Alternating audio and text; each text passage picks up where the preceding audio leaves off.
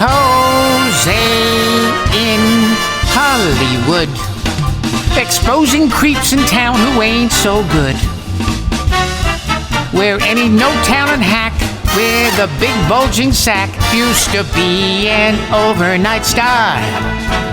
Where a drop of your drawers to studio whores used to get you prime seating in bars. Hozay in Hollywood. They say it's your body, do what you think you should. On his bedpost you're a notch, or kick him in the crotch if they claim they can make you a star. They say I'll make you famous, just open your anus, easy as driving a car. Ho! Ho! Hozay in Hollywood. I speak the truth, it really ain't so good. Despite the Me Too movement, it still needs improvement, even though Harvey's in jail. Piece of shit producers are still abusers, chasing their own piece of tail. Hozay in Hollywood, exposing creeps who ain't so good. So keep your knees together, enjoy this weather, but don't expect any change soon. There will be lots of auditions and changing conditions, and Alec Baldwin is still a buffoon. Ho! Ho! My name is Hozay Smith, and I kick ass.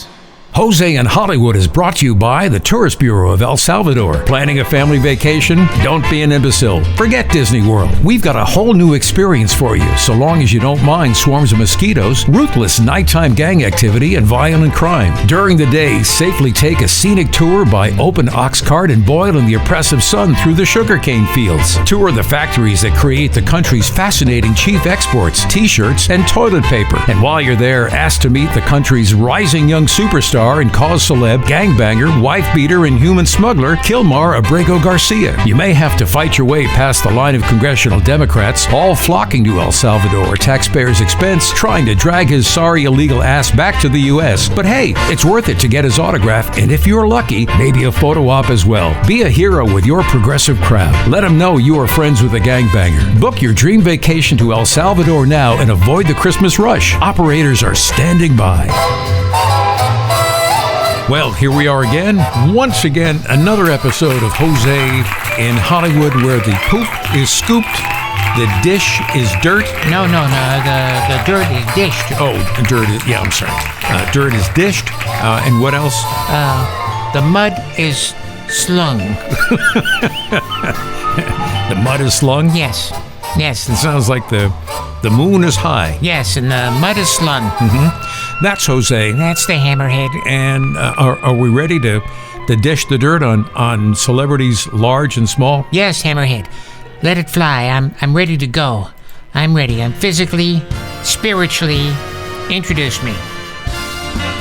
Ladies and gentlemen, moms and dads, boys and girls, non-binaries of all ages, time now for Hozay in Hollywood. Here now, Hozay Smith.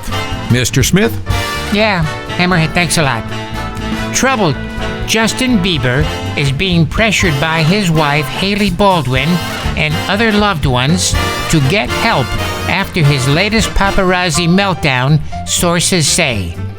The singer, who's admitted he has major anger issues, recently lost his temper and raged at paparazzi outside a coffee shop in Palm Springs, California, while at the Coachella Music Festival. Insiders say the 31-year-old's outsized outburst has further alarmed his inner circle and his model wife. He should have been in a good mood. He was there to enjoy himself and should also expect the attention, said a spy to this reporter. His short temper is not a good look, and the worry is that it's just the tip of the iceberg. Apparently, he has fessed up to anger issues in a candid Instagram post last month. He wrote he wants to grow and not react so much as he continues to deal with mental health struggles. This reporter wishes the Beeb well, but is disappointed to hear that he's lost his temper. He can't seem to find it. He's looked everywhere. Where can it be, Beeb? Where can your temper be? I don't think that's really what they had in mind. I don't think that's where they were going. When you lose your temper, it's not something that you you misplace. What? You don't misplace it. Are you sure? Yeah, I am. I am sure. And I think you know better. Well, you might think so, but... Oh, dear. What kind of week has it been for you? Let me see. Let's see. Last Sunday was Easter. Was Easter, that's right, yeah. Yeah, the Easter Bunny did not come to my home. Okay, sorry to hear that. Yeah. Yeah, I had put out, some carrots. Uh-huh. You know, like when Santa Claus is supposed to come, you're supposed to put out, like, hot chocolate and cookies. Mm-hmm. That's why the man is so fat, because every house he stops at, there's cookies, there's candy, a lot of sugar. Mm-hmm. And the old man knows he can't really take all that sugar. Uh-huh. So what did you leave for the bunny? Left a couple of carrots on the kitchen table. In return for? Well, I was hoping the bunny would leave an Easter basket of some sort, filled with goodies. Chocolate bunny. Mm-hmm. You know, I could take that bunny out of the box. Yeah. Eat his ears. Mm-hmm. Put away the rest for another day. Mm-hmm. Because if you eat too much chocolate, Hammerhead, you know what happens. You get sick? That's correct. Uh-huh. You say that with such sincerity. Well, I had to learn the hard way. No kidding. Yes. Yes, as a child, I would often break into the cabinet where the Hershey bars were. Mm-hmm. And, they'd buy them by the box load. Mm-hmm. Like 10 or 12 to a box. Yeah. And I knew where they were kept. Mm-hmm. I would eat them all. Mm-hmm. You'd eat all 10 or 12? Whatever it was. Mm-hmm. I'd throw up. Uh-huh. What? Yeah, I'm sorry. Yes, you throw up from eating too many Hershey bars. Yes. Were they plain or were they peanut? They weren't M&Ms, Hammerhead. Well, there's a Hershey bar that has almonds, and then there's just the plain chocolate bar. Yeah. I don't remember. You don't? No. All I remember is I ate the bars. Mm-hmm. I threw up. Uh-huh. Did you make it to the porcelain altar? No, I did not. Okay. I would eat them in the kitchen when nobody was around. Okay. Threw up in the kitchen. Mm-hmm. On the floor? On the floor. On the table. Oh, dear. On the sink. Uh-huh. It's called projectile vomiting. Oh, dear. It sounds messy. Yes. Yes, it was. Uh-huh. And when a brother or sister or your parents discovered that, you had eaten all the chocolate bars and you had barfed them up. Well, I was severely punished. Mm-hmm. You remember last week I told you that my father took some scrap wood and built a penalty box in our kitchen. That's right. You had said that. There's some 2x4s, some plywood. Yeah. What did it look like? Looked like a penalty box. Well, what does a penalty box look like? It was a mess. It wasn't painted, wasn't done very good. My father couldn't really do carpentry work for crap. He just slapped it together. Mm-hmm. And then if you were bad, you had to sit there. Okay. Now, in hockey, when you sit in a penalty box, it's like 2 minutes for this penalty, 5 minutes for that penalty. How long were you in the penalty box for that? About 4 days. Oh, dear. Were you let out to sleep? No. No. I was let out to poop. Mm-hmm. Had to pee. Mm-hmm. Pee and poop. Okay. It sounds like a rough upbringing. Yeah. Yeah, 4 days. 4 days. Okay. Were you able to, read magazines or listening to the radio? No. Nope. I had to sit there and think about what it was that I did. Uh-huh. Well, we know what you did. You ate all the Hershey bars, And you barfed all over the kitchen. That's correct. So you had 4 days to think about that. Yeah. And what conclusion did you come up with? Probably should not have eaten 10 Hershey bars all at once. Because, well, the reaction, Made you throw up. Oh, I didn't just throw up, Hammerhead. I painted the walls. They were scraping Hershey's chocolate off the walls for days. Oh, dear. 4 days in the penalty box. 4 days. Okay. Finally, were you able to eat? Yeah, they'd bring me a plate of whatever was, my mother used to make this Middle Eastern dish, baba ganoush. I'm sorry, what? Baba ganoush. Not funny. I'm sorry. Okay, and what was this baba ganoush? I have no idea. No? What was in it? Not a clue. Not a clue. Nope. But you ate it. Well, I had nothing else. Did you get more than one meal? Nope. Baba ganoush. Baba ganoush. Baba ganoush for breakfast. Baba ganoush for lunch. And Baba ganoush for dinner. oh my God, you're an idiot. Yes. Yes, I am.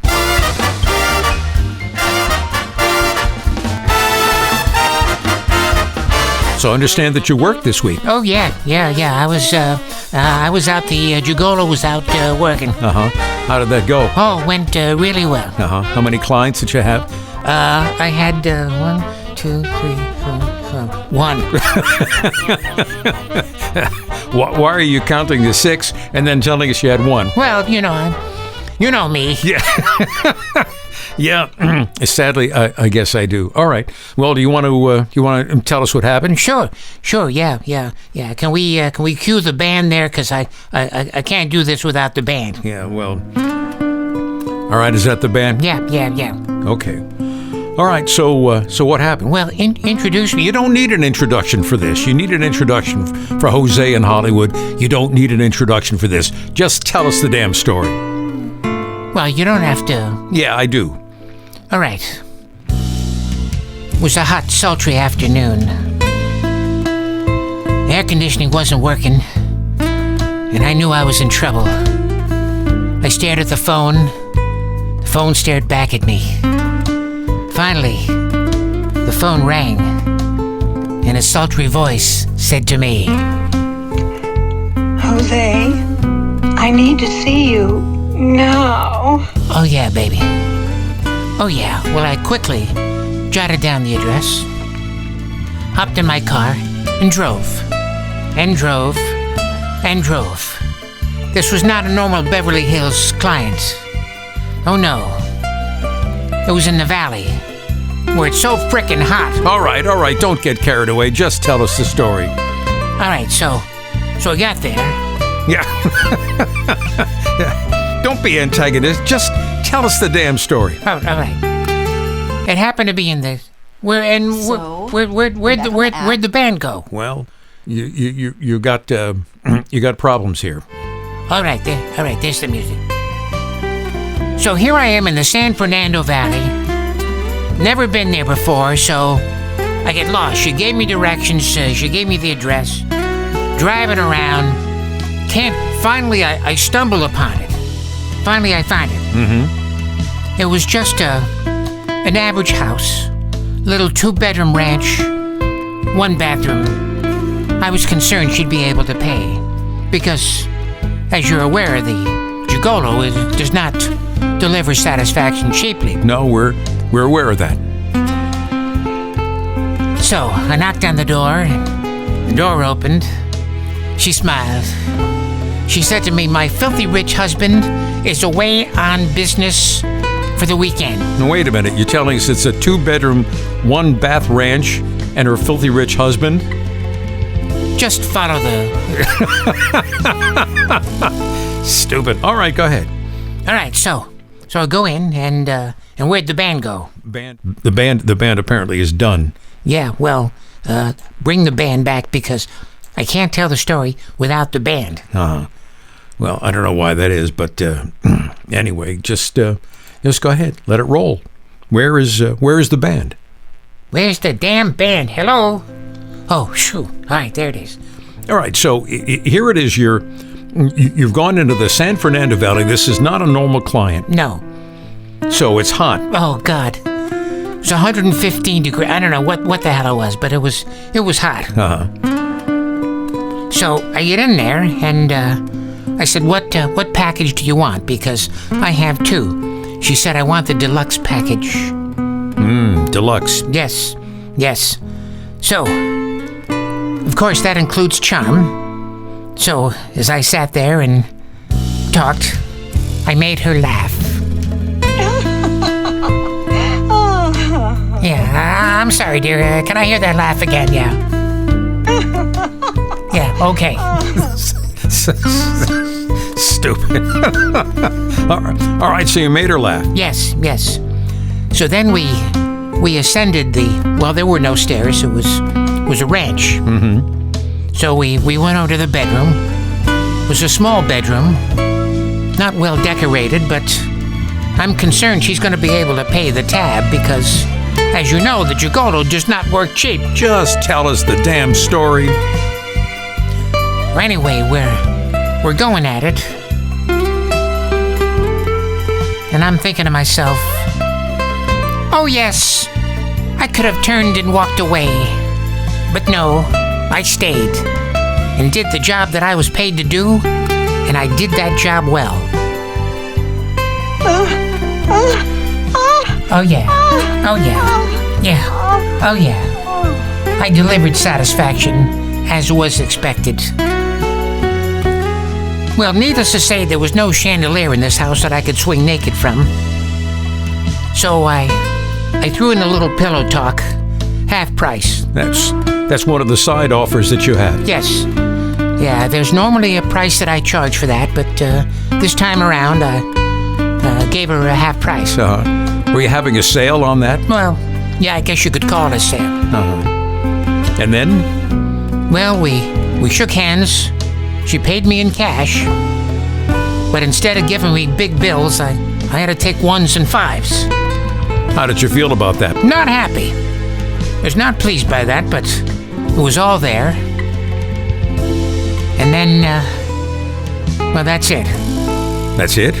Yeah, that's it. Nothing unusual happened? No. I arrived, I chimed, I satisfied, I departed. Well, I'm sure glad we sat. I'm sure glad we sat through that. Yeah. Anything else? No. You're done? I'm done. For now.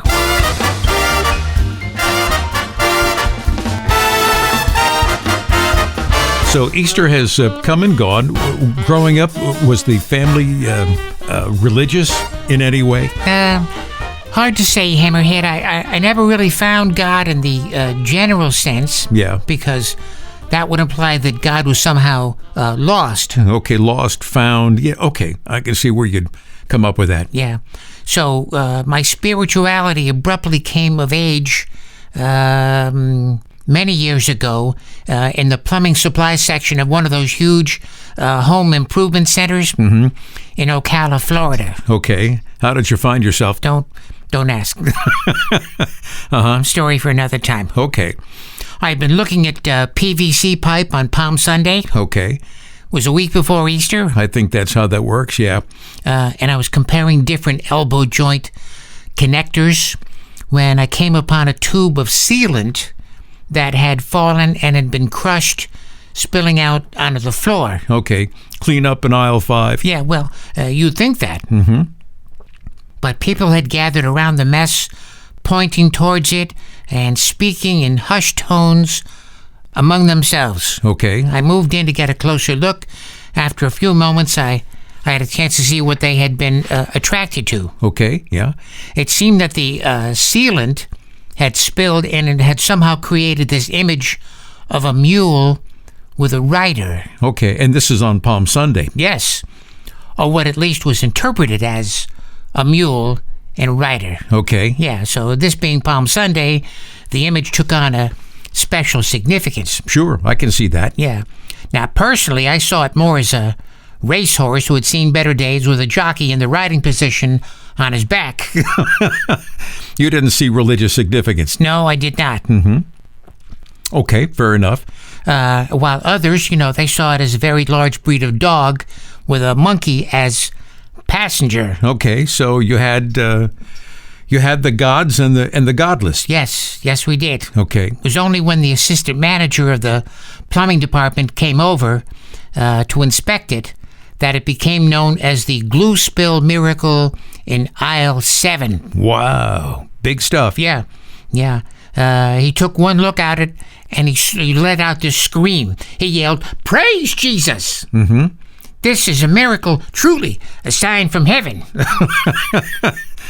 And some people saw it as a big dog with a monkey. Yeah. But other people saw it as mule with a rider. Okay.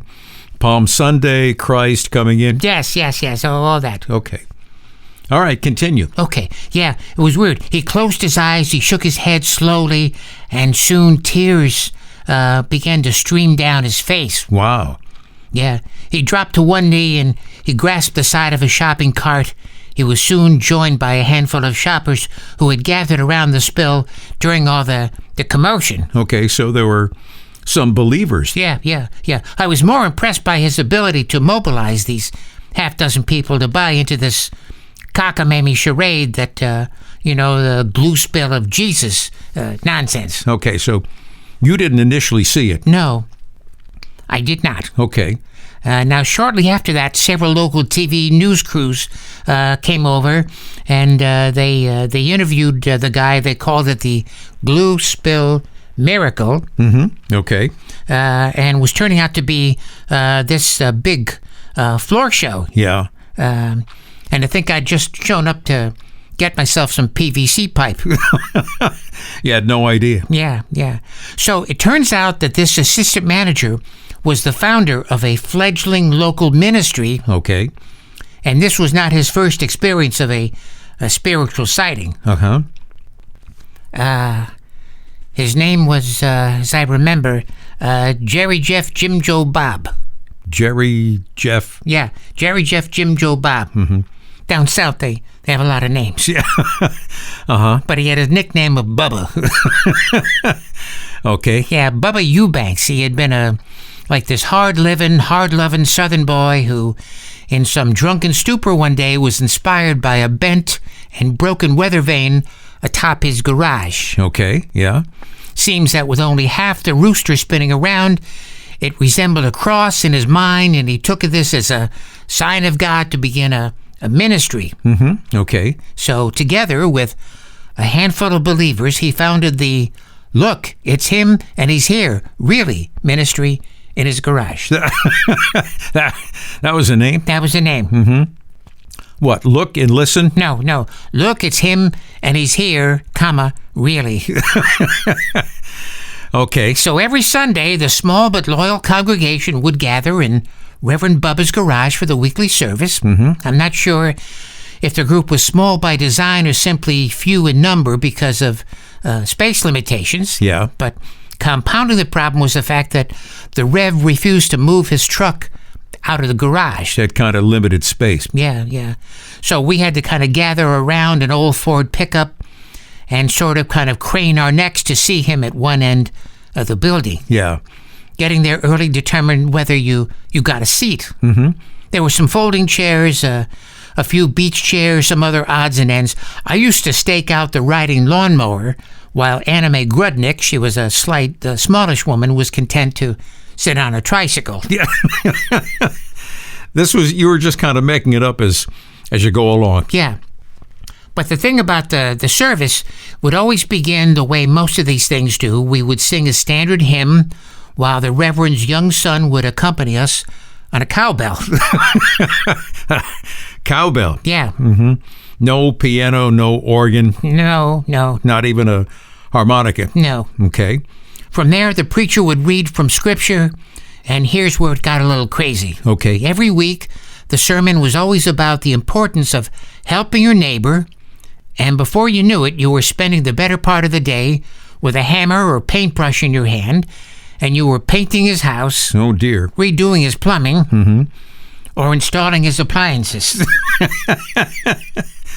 Only when I fell off the roof trying to patch a hole during a violent thunderstorm one Sunday did I get the next week off. Wow. And only because it was too painful climbing a ladder with a broken collarbone. You broke your collarbone. Oh. Yeah. He did lay his hands on my cast. Yeah. And spoke some holy words, and the congregation kept yelling, "Amen, amen," while hopping up and down as if their feet were on fire. Remarkably, the miracle I hoped for happened. Okay. Anna Mae Grudnick went up on the roof to finish the job. Because I still hurt like hell. Wow. That's quite that's quite a story. Yeah, it is. If you'd like to drop us a note, we would love to hear from you. And here is our address. It's Chris and Hozay. And the Hozay part, of course, Hozay, Chris and Hozay at gmail.com. And you can purchase Hozay's autobiography online. You can either download it through Amazon.com. Yes. Sony, BarnesandNoble.com. Yes. Or you can buy the hard copy from Lulu, LULU.com. And the name of the book? Yeah, well, you do it better than I do. Yeah, I do. Corruptus Politicus, a shallow man's guide for wealth, cheap celebrity, and self-importance in a politically correct world. Yeah, it's a fascinating read. It's my autobiography, and some of it is actually true. Autobiography supposed to be completely true. Yeah, well, not much I can do about that.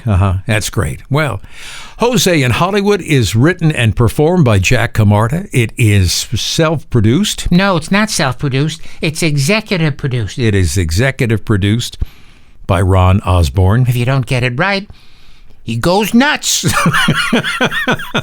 He wigs right out. Yeah, all right. Anyway, have a great week. Thanks for hanging with us, and we'll make it again next week. Only better. Only we'll try and deliver a little bit better product. Yeah. Better product. And I'll have another Gigolo story of, delivering satisfaction to older, attractive women whose filthy rich husband is away on business. Yeah, a lot to look forward to. Then again,